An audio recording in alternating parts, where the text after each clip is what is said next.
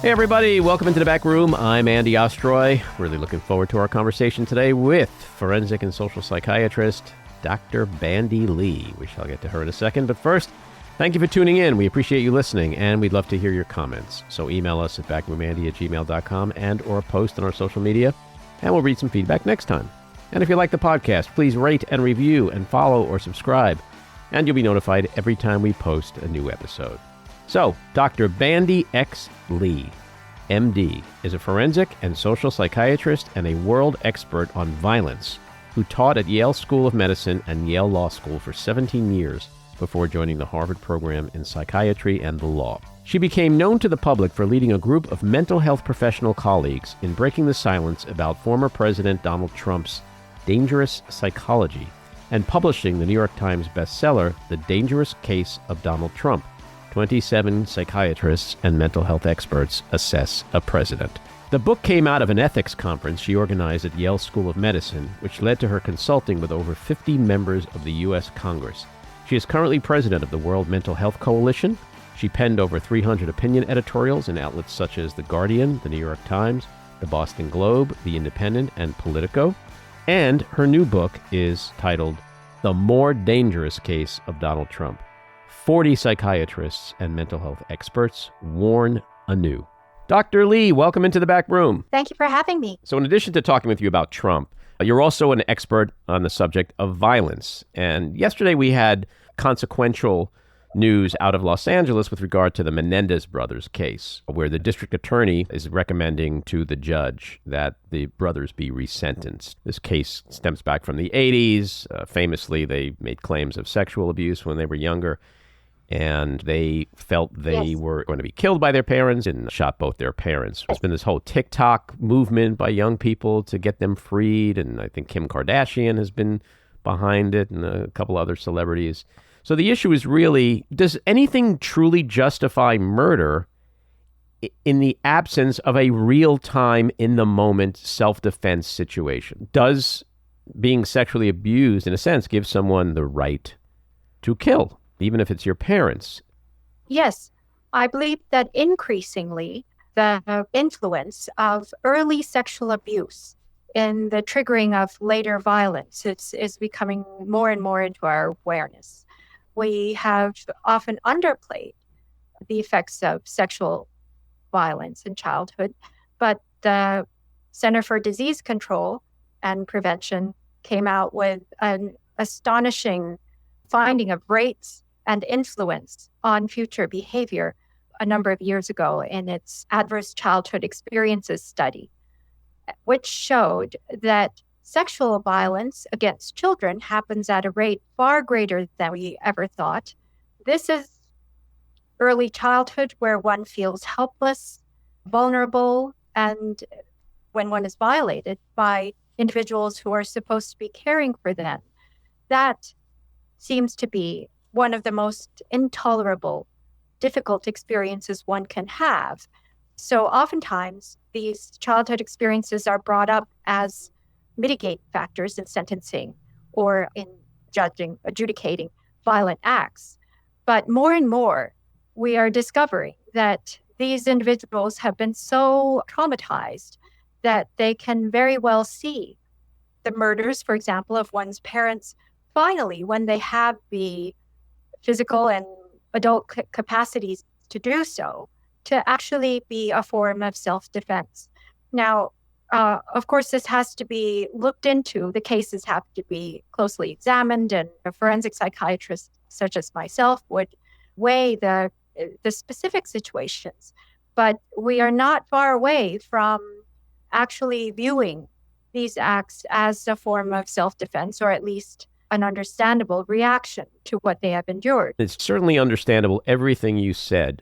And I think that's why there's a lot of sympathy for the Menendez brothers. But I guess the issue for some other folks is that what happens to society when there is a violation of the rule of law and it's justified in the ways that we're talking about? Because once you cross a boundary, then you have everything from lawlessness to perhaps chaos to perhaps anarchy. So where do you draw that line where it's like, yes, this was horrible. Yes, this happened. Yes, people were traumatized. Yes, we can understand why they did it, but we still have a rule of law, which has to be respected. And if you violate the rule of law, regardless of the perceived justifications, there are consequences. Yes, absolutely. I am actually a proponent of enforcing the rule of law. I do believe that there is a place for very strong, firm, and equally applied enforcement of the law. There are studies that show that effective justice is very effective in preventing violence. But the more upstream we begin, the greater the effectiveness. In other words, rather than targeting individuals who have become violent as a result of being allowed to grow up as children who have been violated repeatedly, and they become so enraged that later on they commit murder, sexual assaults themselves, or become capable of mass shootings, as well as sometimes we call it suicide by cop. They tend to be destructive both against others as well as themselves. So we know the cause of violence. The causes of violence happen rather early on. And if we enforce the law against perpetrators who are actually exploiting these children, exploiting them early in life, that would be very helpful. We as a society have been tremendously ineffective and unwilling to enforce the law against child sexual abusers in particular. And we know the incidents of the scandal of the Catholic Church. There are many other institutions that are involved in covering up childhood sexual abuse, including the family courts. Well, everything you're saying is really interesting, and it's part of why this Menendez case is so complicated, and it's certainly aroused a lot of opinions and emotions on both sides. So it'll be interesting to see where it goes. So let's switch to politics and Donald Trump and your new book, which is called The More Dangerous Case of Donald Trump, 40 Psychiatrists and Mental Health Experts Warn Anew. And just to give my listeners a little bit of background, bear with me for a second here. In 2017, you and a group of concerned mental health professionals went public with what you saw as the dangers of the newly inaugurated President Donald Trump. You held a conference at Yale, where you were a professor, and felt a duty to warn Americans about the harm he could cause. That conference led to the New York Times bestselling book, The Dangerous Case of Donald Trump, 27 Psychiatrists and Mental Health Experts Assess a President. Your new book is an updated and expanded version of this book. And so in that 2017 book, you and the contributors predicted that Trump's psychological dangers would grow worse and eventually spread into social, cultural, geopolitical, and civic dangers. You were obviously quite prescient.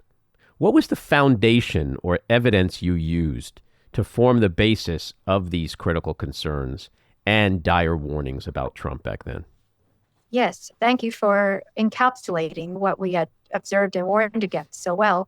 I, as a violence scholar, had been studying, predicting, and preventing violence for 20 years by the time Donald Trump came into the political scene. And for me, it was quite obvious that a person of violent tendencies, of an aggressive, dangerous personality, would, if given power, become amplified in his defects. In other words, grandiosity would become delusions of grandeur, impulsivity would become arbitrary rule, his inability to, or his fragile sense of self would become a kind of megalomaniacal need to possess and direct everything. And we can also see from the fact that his inability to transform reality into his fantasy. In other words, his fantasy notions of what would solve his own innate problems of his fragile sense of self, his deep-seated intolerable feelings of inadequacy and worthlessness, which is really what he's trying to cover up through pursuing the presidency and then amassing a following, psychologically conditioning a following so that they will meet his needs rather than the other way around, which is what we think of leaders as doing. And through the spread of what I've eventually called Trump contagion, which is the spread of symptoms that occurs when an individual who is severely mentally impaired takes on an influential position and has the kind of widespread exposure that he has had over the years. That will shape not only the worldview and people's concepts of what they wish to have in a leader, but they would actually take on his symptoms, his worldview, his paranoia, delusions, violence proneness, all these would spread over time. And it's from a public health perspective that I assessed that someone of this level of mental impairments would have this kind of influence and endangerment of public Is health. that the shared psychosis that you write about? Shared psychosis is kind of the end result of Trump contagion being a kind of emotional contagion of symptoms.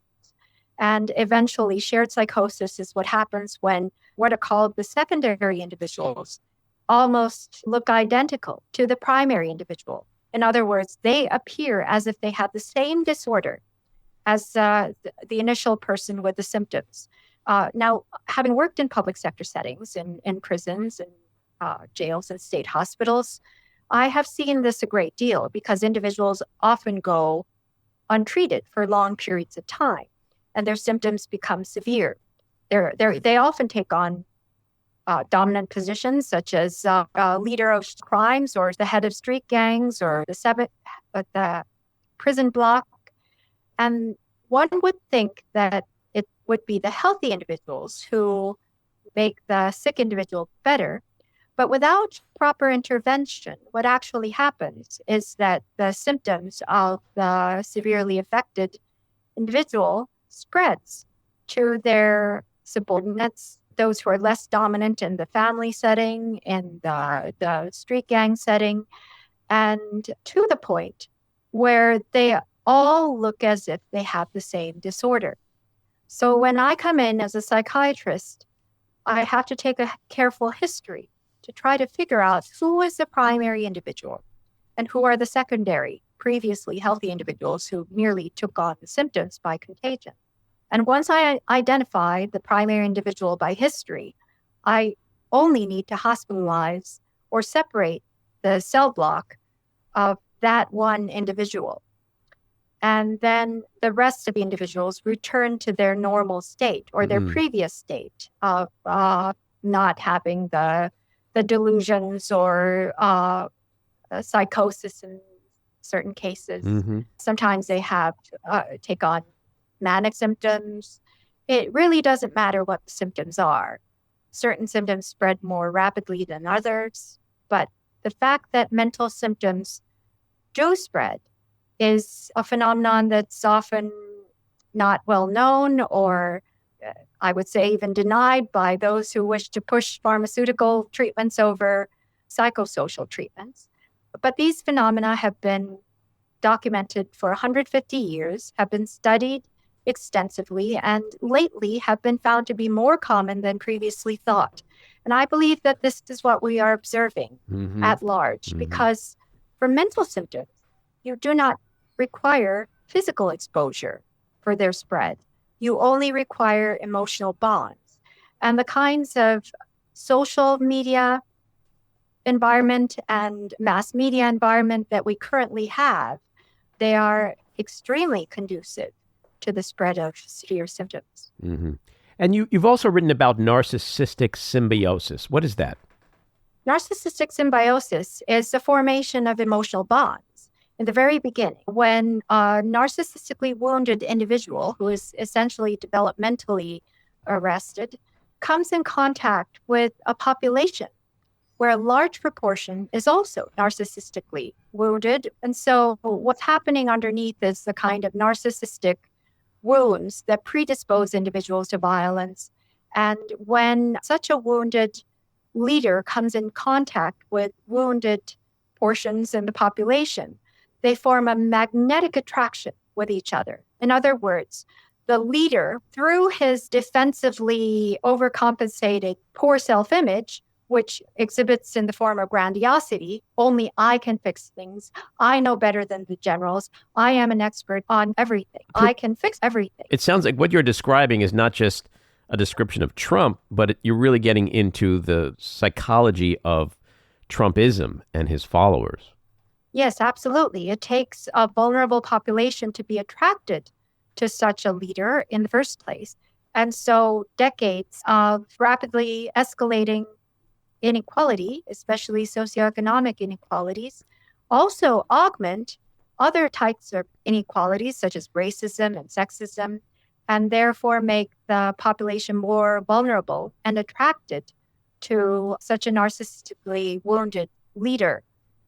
What I had mentioned before about our treatment of children, giving them no rights in family court, essentially giving them to their abusers for financial gain of all the court players and the abusers themselves, who often offer a lot, has created a population, I believe, in large part because of these systems. And there are other systems, of course, also the foster care system and our culture as a whole placing less emphasis on the kinds of emotional nurturance that individuals need for growth has predisposed us to becoming a very narcissistic culture, not to mention promoting and lauding and admiring those with narcissistic or even psychopathic traits. So we have an epidemic of narcissism as well as increasingly sociopathy that would absolutely be drawn to a leader with these qualities. It has happened in the corporate world. It has happened increasingly in the political world before getting to Donald Trump. But what we came out warning against was specifically the influence that he would have, the psychological influence on the population that would rapidly spread like a contagion and a shared psychosis, ultimately to become a collective psychosis. I'm not the only one who has described this phenomenon. Social psychologist Erich Fromm described this of Hitler's Germany. So Nazi Germany, upon the rise of, he called malignantly narcissistic leader, led to a population where the result was a folie à millions, which means madness by the millions, essentially a collective psychosis that allowed for the entire population to go in an extremely self-destructive direction, which is what pathology does. In fact, I have called fascism not a political ideology, but mental pathology in politics. It is always destructive, even if it seems to bolster the leader. Eventually, even the leader will be self-destructive to himself. And so this always has a bad ending. And it was critical for mental health experts to point out the fact that this was a phenomenon of mental pathology, not of ordinary popularity, not of rational persuasion. It was certainly not done with informed consent and rational choice. And that is why we've ended up in this place where Donald Trump is so close in the polls with Kamala Harris, and people cannot understand why. Well, I can explain it through the singular phrase from Contagion. So you're not surprised then over the new revelations this week of Trump's admiration for Adolf Hitler, given what you just said, as well as his love of other strongmen and dictators? Absolutely. The reason he was so obsequious to Vladimir Putin, even overriding his intelligence agencies, and while setting aside and actually weakening the alliances with other first world leaders, was because he is psychologically, that magnetic attraction that I described of earlier, essentially developmentally wounded individuals looking for a parent figure. And he found a parent figure in Vladimir Putin. And he would also with other strongman leaders as well as Adolf Hitler. He noted to have expressed admiration for Hitler and how all the generals obeyed him, or in his mind they did, because this is a kind of, it's a compulsive psychological need that he is responding to. not a natural developed response. I've been saying for 9 years now that he's a sociopath. I mean, if every time I've gone online and looked at the characteristics of a sociopath, he checks off literally every box. Am I wrong? Well, many mental health experts have now, in fact, diagnosed him with sociopathy. We have recently diagnosed him with psychopathy. Psychopathy is the internal psychological dynamics of sociopathy. Sociopathy basically means that one violates the norms and rules of society, violates the rights of others, and has no compunction over doing harm. And psychopathy is thought of as the much more severe version, but it has been widely researched in a way that once we have enough information, we can do what is called a Hare psychopathy checklist, which is a 20-item checklist based not on a personal interview. In fact, a personal interview takes away from accuracy, but based on objective data, objective behavior, and collateral reports, especially reports by victims or those who have observed him up close. And once we have enough information, we can do the checklist to be able to assess the level of psychopathy. In other words, the lack of empathy, lack of conscience, tendency to harm others, to violate others' rights, and to commit criminal acts. He scored quite high. We were doing this as a part of a pre-sentencing report for the Manhattan District Criminal Court. We did a dangerousness risk assessment, which mental health experts often do for the courts and for sentencing procedures, basically to show how dangerous an individual is, how long or how immediate the sentencing should be, and judges take that into consideration. We decided that we had enough information on Donald Trump. And so a panel of the most eminent psychiatrists in the country, if not the world, have gotten together, believed that this was our societal duty, because psychiatrists have a duty not just to patients, but also to society, to keep society safe and to promote its health. And he came out with an alarming score. In fact, he scores at the level of the greatest psychopaths in history, such as Charles Manson, James Jones, Adolf Hitler. That is the ranking in which he is included. And so these individuals, especially the worst mass murderers in history, have been known to amass this kind of following among the population, not because they are brutal, not because they are criminals themselves. I mean, that's secondary, but because they have this ability to beguile the population. The more severe their symptoms, in fact, the more dangerous they are and the more capable of heinous crimes they are, the more they will be beguiling and deceptive toward the public. So much so that other such leaders have been called spellbinders by Anne Ruth Milner, who's a political psychologist. And that is why it was so critical for mental health experts to warn against his symptoms far before he had this influence on the population, and far before his criminal acts became known, and far before he caused the vast majority of COVID-19 deaths from the more than 1 million Americans who have died.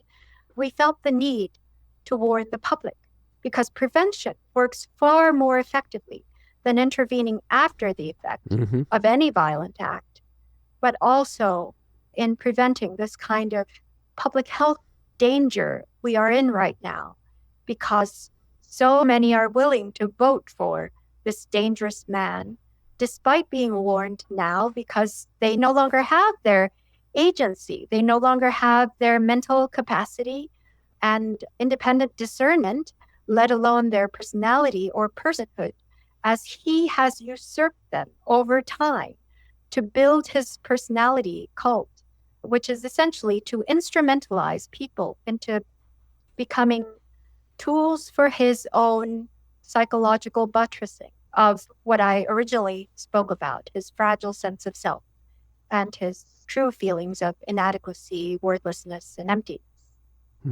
Everything you're saying is just so chilling, and it dovetails into my last question, which is about the Goldwater rule. This is a 60-year-old rule that states that psychiatrists like yourself, when commenting on public figures like Trump, shall refrain from diagnosing, which requires a personal examination and consent. But there was a modification in this rule right after Trump's presidency, which basically served as the trigger for you feeling justified in speaking out. Tell us about that.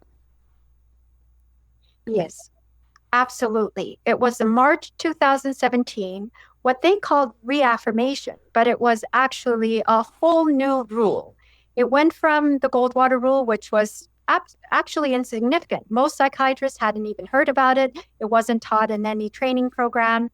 And once they heard about it, they would agree with it, as I agreed with it, in that you don't diagnose someone you haven't personally examined and gotten consent to do so, because you only diagnose people you are going to treat.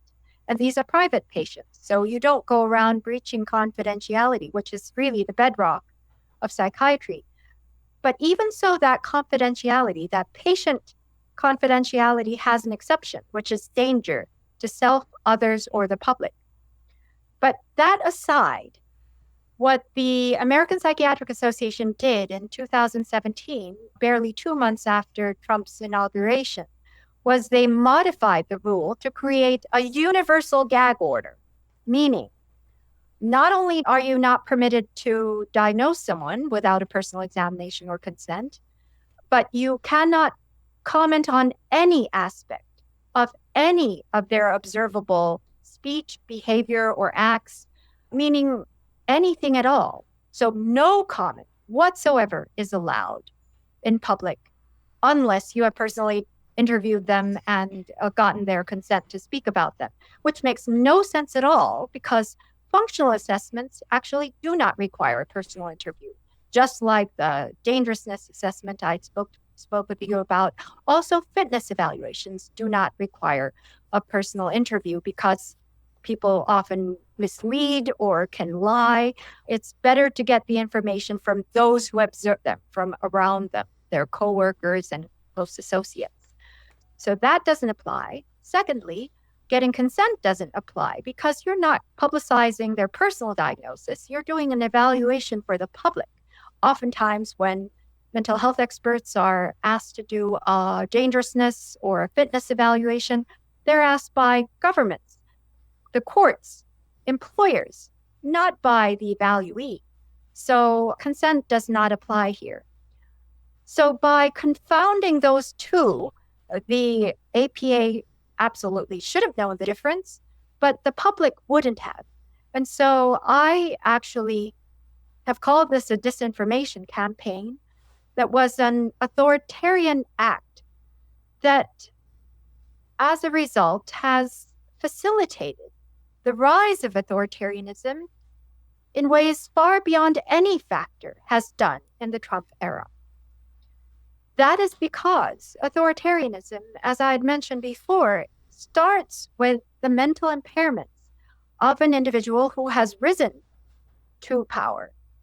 It may exist in the culture, but it just remains a weakened state of a weakened immune system, if you will, to draw an analogy with an infectious disease. With normal epidemics or pandemics, what we call epidemics and pandemics, you have to have three factors. You have to have an offending agent, that is the virus or the initial infecting agent, but you also have to have weakened hosts and a facilitating environment. What we had before Donald Trump were weakened hosts and a facilitating environment, but not the offending agent that would simply spread the contagion like wildfire on a predisposed field. And so that is what we were warning against, that this offending agent had appeared. Of course, he rose to this level because of facilitating environment and the weakened hosts. But once he was in power, we had the obligation to remove the offending agent, such as infectious disease specialists having the obligation to control COVID-19 or any potentially infectious disease. And that is what the American Psychiatric Association silenced and prevented, because in the case of mental spread of mental symptoms, we don't have that many tools. We don't have medications. We don't have blood tests. We don't have genetic tests, and we don't have vaccines. The only tool we have is public education. Mm-hmm. And in fact, most of public health interventions are education, even in the case of physical diseases, but especially with mental diseases, because once mental symptoms spreading along with the symptoms is also loss of insight, meaning you lose the ability to recognize that something is wrong.